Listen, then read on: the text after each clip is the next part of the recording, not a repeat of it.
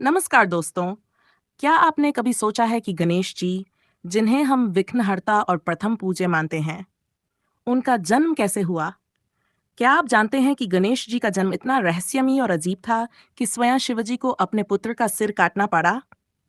आज हम आपको सुनाएंगे वही रहस्य कथा, जो भावुक भी है और रहस्यमय भी। तो बने रहिए हमारे साथ अंत तक।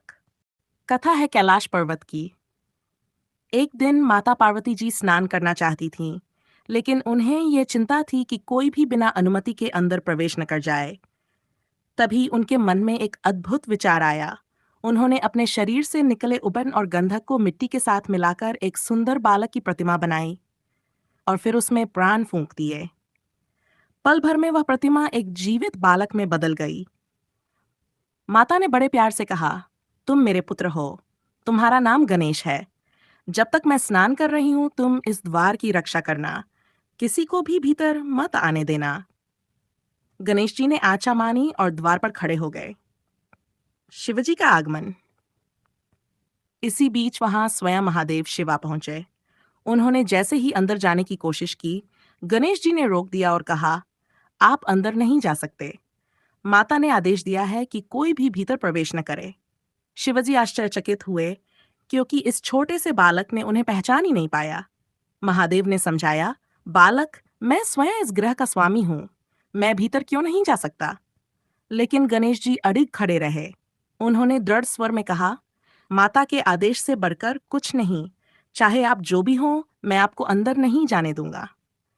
यह सुनकर शिवजी का तीसरा नेत्र क्रोध से चमक उठा। सारे गण, देवता और पार्वती जी की सखियां चकित रह गईं कि यह बालक इतना साहसी कैसे है, जो स्वयं भोलेनाथ को रोक रहा है। महादेव ने अपने गणों को आदेश दिया कि इस बालक को हटाओ, लेकिन गणेश जी ने अकेले ही शिवगणों को युद्ध में परास्त कर दिया। ये देखकर स्वयं देवता आश्चर्यचकित रह गए। ये बालक कोई साधारण नहीं है।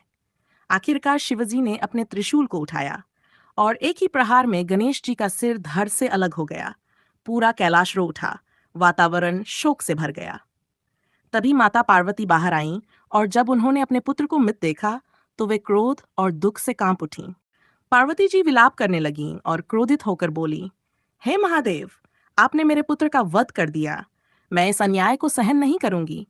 यदि मेरे पुत्र को जीवन न मिला, तो मैं अपने तप से पूरे ब्रह्मांड को नष्ट कर दूंगी। यह सुनकर समस्त देवता भयभीत हो गए। स्वयं ब्रह्मा, विष्णु और अन्य देवताओं ने आकर शिवजी से विनती की, हे भोलेनाथ, इस बालक को पुनः जीवन प्रदान करें। यही संसार का भविष्य है। शिवजी ने अपनी भूल को समझा और तुरंत अपने गणों से कहा, उत्तर दिशा में जो भी जीव पहले मिलता है, उसका सिर लेकर आओ। शिवगण दौड़े और उन्हें एक हाथी का बच्चा मिला। उसका सिर लेकर आए। शिवजी ने बड़े प्रेम से वह सिर गणेश जी के धड़ पर रखा और मंत्रों से उन्हें पुनर्जीवित कर दिया। गणेश जी पुनर्जीवित हो उठे। उनकी आंखों में चमक थी, शरीर पर गजमुख और मुखमल पर बाल सुलभ मासूमियत। शिवजी ने घोषणा की, आज से ये मेरा पुत्र गणेश प्रथम पूज्य होगा। हर यज्ञ, हर पूजा, हर अनुष्ठान गणेश जी के बिना अधूरा रहेगा। तभी से गणेश जी विघ्नहर्ता, प्रथम पूज्य और मंगलकर्ता कहलाए। ये कथा हमें सिखाती है कि हर कठिनाई के बाद एक नई शुरुआत होती है। अगर आपको ये कहानी पसंद आई हो, तो वीडियो को लाइक और चैनल को सब्सक्राइब जरूर कीजिए। जय गणेश देवा।